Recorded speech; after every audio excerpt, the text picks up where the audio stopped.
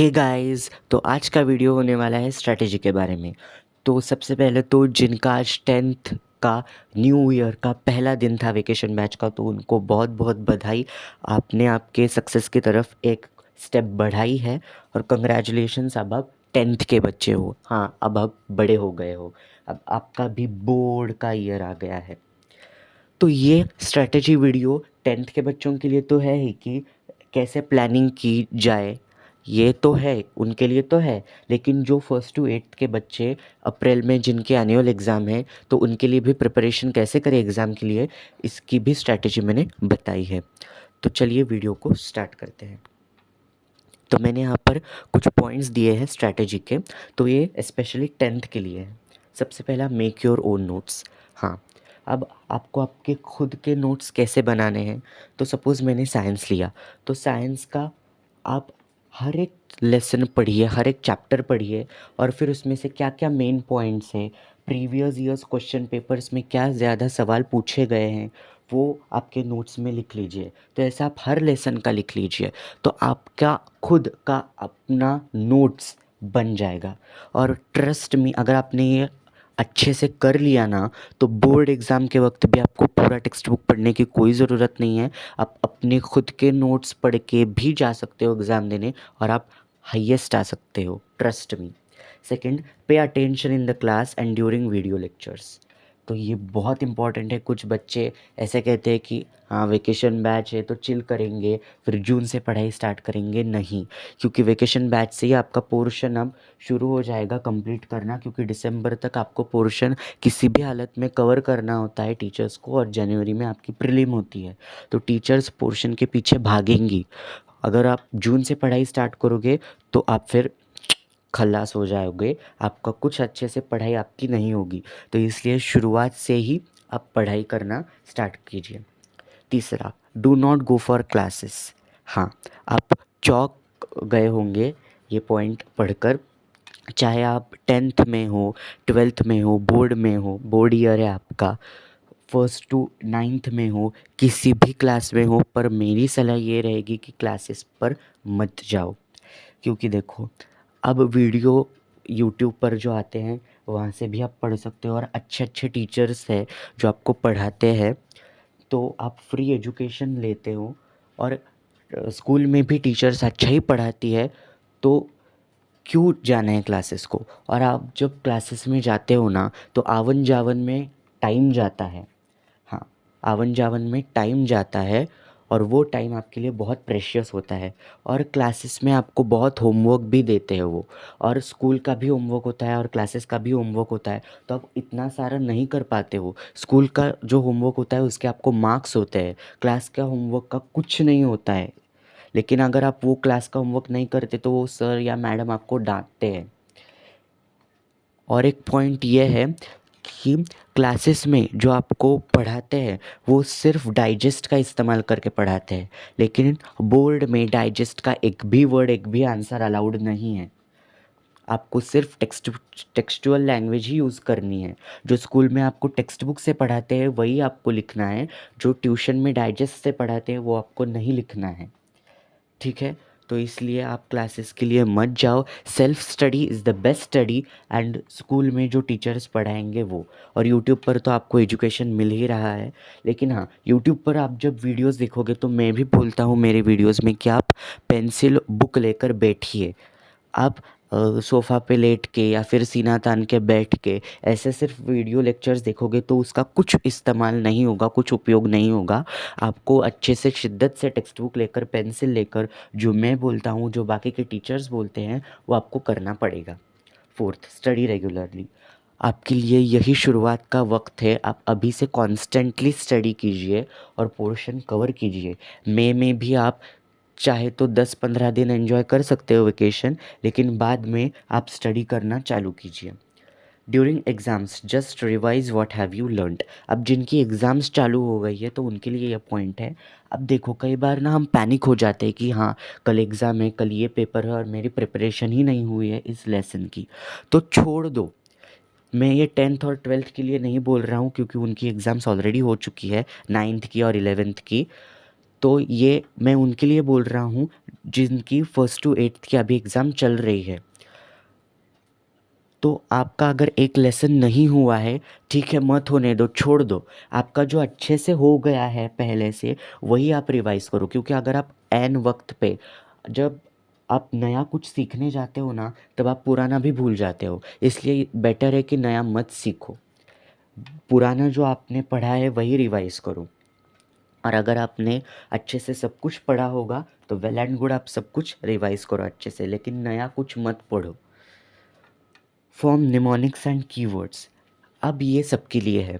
जब आप पढ़ाई करते हो ना, तब आप कुछ ऐसे निमोनिक्स, मतलब क्या, आंसर को अच्छे से याद करने का एक तरीका, एक वर्ड या फिर कीवर्ड्स, ये तो आपको पता ही होगा, ये आप फॉर्म कीजिए। अब 10th का मैं एक एग्जांपल देता हूँ। 10th का जो साइंस है, उसके लिए जो रिएक्टिव मेटल का जो सीरीज़ आने वाला है ना आपको, उसके लिए एक कीवर्ड है या फिर एक निमोनिक है, नॉलेज कैन मैनेज एवरीथिंग। तो अगर आप ये लाइन याद करोगे ना, तो आपको सारे मेटल्स, पोटेशियम, मैग्नीशियम, एल्यूमिनियम, ये सारे मेटल्स अपने आप याद हो जाएंगे। तो ऐसे निमोनिक्स तैयार करो, और जो कीवर्ड्स मतलब आंसर के जो मेन मेन पॉइंट्स है, बस वही हाईलाइट करो और वही याद रखो, और फिर उन पॉइंट्स को अपने सेंटेंस में आप बैठाओ। मेडिटेट बिफोर स्टडिंग, हाँ, जब आप स्टडी करने के लिए बैठते हो, चाहे 10th 12th का हो या फिर कल आपका पेपर है और आप आज बैठ रहे हो स्टडी को, तो कम से कम 2 मिनट तक मेडिटेट कीजिए, अपने आप को शांत कीजिए। क्योंकि क्या होता है ना, बाकी सारे सराउंडिंग्स का भी हम पर इफ़ेक्ट होता है। तो इसलिए पहले दिल और दिमाग को शांत कीजिए और फिर पढ़िए। अब ये जो है वो मैं स्पेशली बताना चाहता हूँ आप सब लोगों को।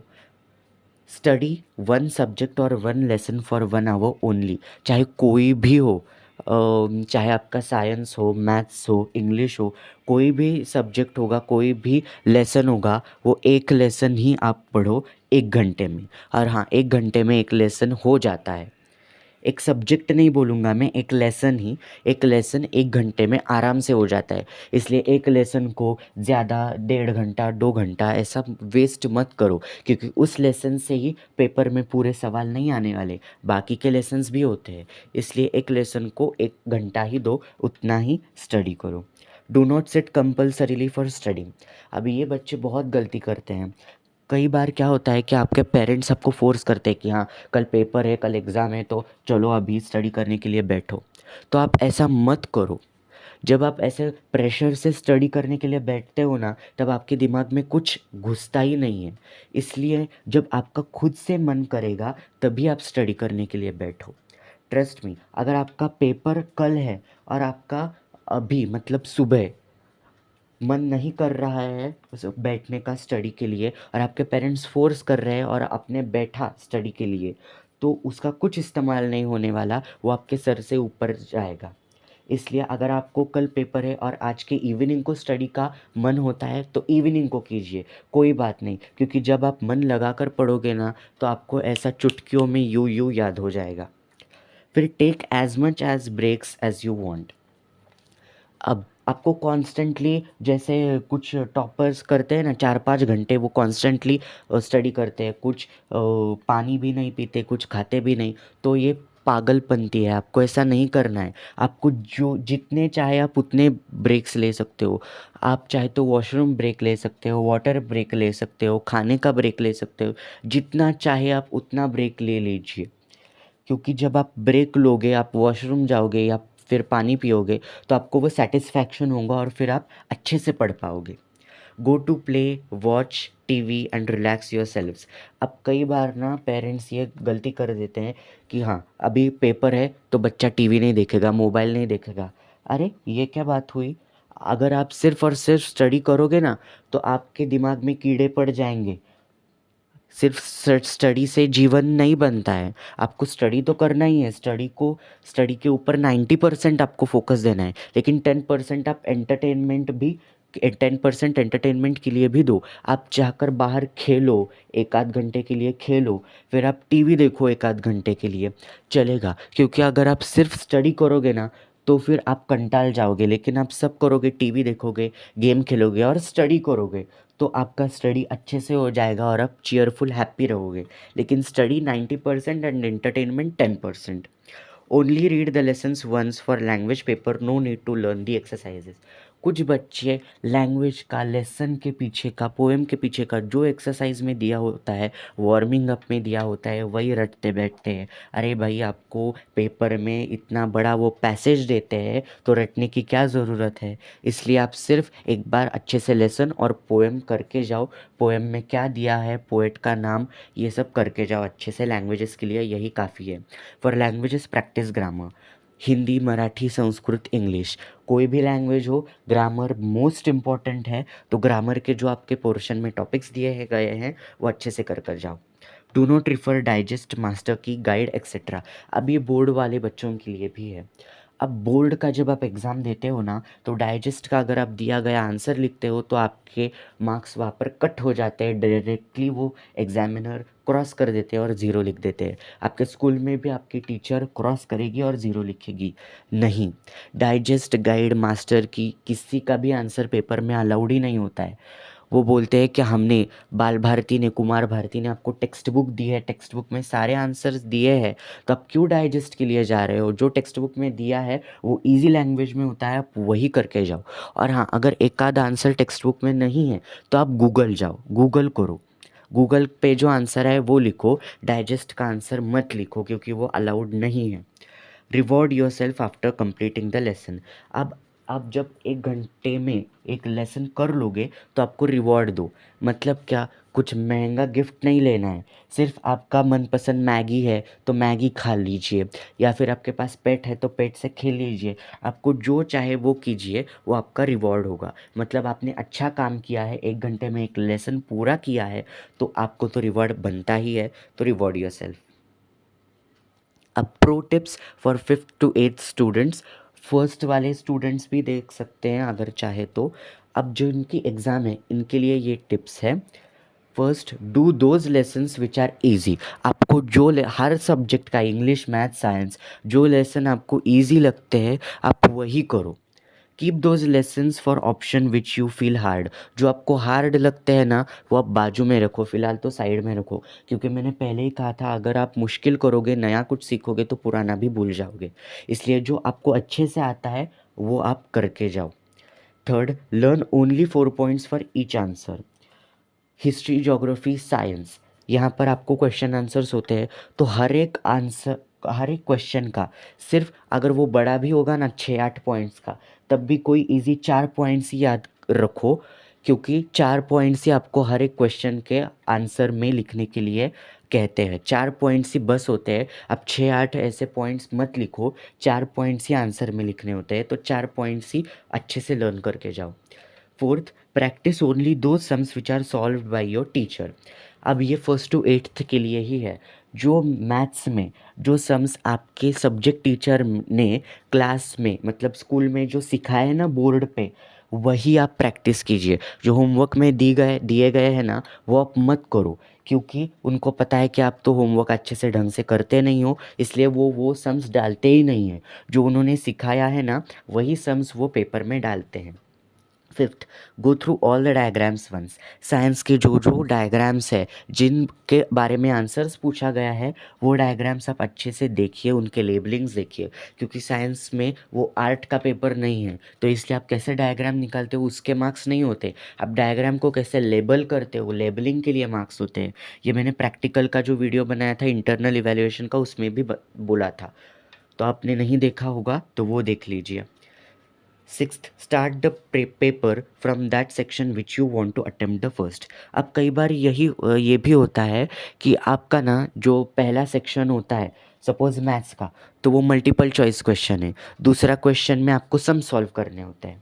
तो कई बार क्या होता है ना, बच्चे एमसीक्यू में जो ऑप्शंस दिए गए हैं वो कंफ्यूज हो जाते हैं कि सही ऑप्शन क्या है, और वो सोचने में ही उनका जो टाइम है वो चला जाता है। लेकिन अगर आपको फर्स्ट में कन्फ्यूजन हो रहा है और सेकंड क्वेश्चन आ रहा है, तो फर्स्ट में थिंक करते हुए मत बैठो, आप पहले सेकंड क्वेश्चन सॉल्व कर लो और फिर फर्स्ट क्वेश्चन सॉल्व कर लो। ऐसा चलता है, अगर क्वेश्चंस का ऑर्डर चेंज किया तो आपके स्कूल के एग्ज़ाम में वो चलेगा। Seventh, paper will be easy, don't take tension. आप तो अभी फर्स्ट टू एट्थ में ही हो, आपका बोर्ड का ईयर भी नहीं आया है, तो पेपर्स इजी होते हैं, आपके स्कूल टीचर्स ही सेट करते हैं। और एक बार हमेशा ध्यान में रखो, सब लोगों को उनको पास करना होता है, इसलिए पेपर इजी आता है। Eighth, this is not your last exam, ये आपका लास्ट वाला एग्ज़ाम नहीं है, तो इसलिए अगर आप इसमें कम स्कोर करते हो तो डोंट वरी, अगला एग्ज़ाम है, आप उसमें अच्छा स्कोर कर सकते हो। ये बात हमेशा याद रखना, a single sheet of paper can not decide your future.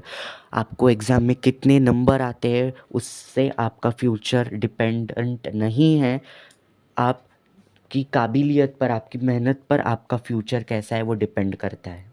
और यू आर दी बेस्ट, आपसे अच्छा कोई नहीं है, सिर्फ आप अच्छे हो, ये दोनों बात याद रखिए।